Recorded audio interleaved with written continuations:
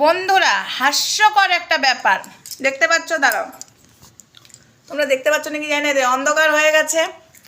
সন্ধেবেলায় আমার বিবাহবার্ষিক, এই দেখো, এই যে ছোলা মুড়ি আর শশা, এটা কি ঠিক হলো প্রিয়াঙ্কা? ওইদিকে একজন হাসছে, ছোলা মুড়ি খাওয়াচ্ছে, কিচ্ছু খাওয়ায়নি না, আমার কোনো সাজ কিচ্ছু না। বিবাহবার্ষিকের দিনে ছোলা আর শশা, কি করব, গরিব মানুষ, ছেড়ে দে।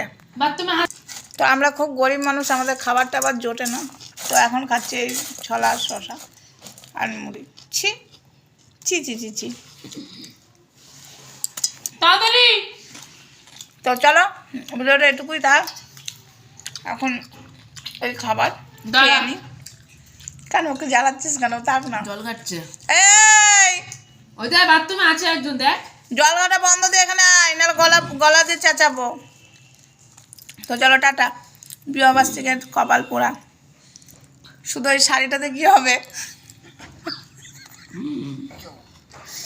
না না, অনেকে যেরকম বিয়ের ব্লগ নিয়ে টানা চালিয়েই যায়, আমিও বিবাহবার্ষিক নিয়ে চালিয়েই যাব প্রিয়াঙ্কা।